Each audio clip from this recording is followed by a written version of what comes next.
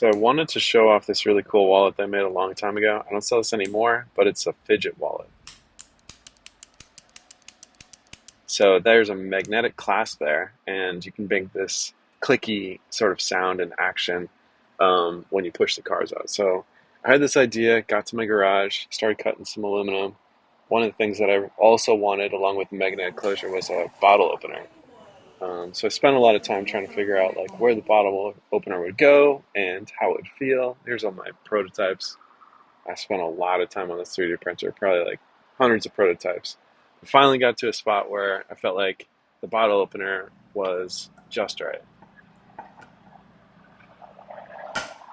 Obviously it broke because it's a prototype, but all right. So here's the kind of back pattern. What I was thinking is that maybe I could use like a hex aluminum rod as something that could attach, the leather could attach to and kind of connect there.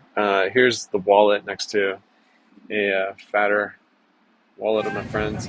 I recruited all of my friends to basically try it, so there it is in the real world. Wallet that I made him.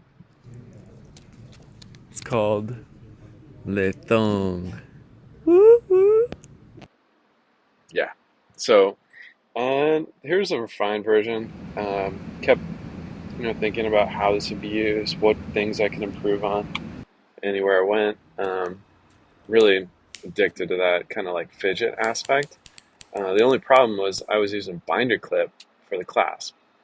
So I had to think about like what would that clasp actually look like, and I wanted a stronger connection to between the magnets. So I came up with this design here, where you've got magnets in the frame and magnets in the clasp. So I got rid of the binder clip, and wasn't ultimately like I just kind of glued the leather into that clasp. So I 3D printed a couple more frames with the new and improved clasp, and that felt a lot stronger, felt a lot better. I'll tell you access the cache in the back.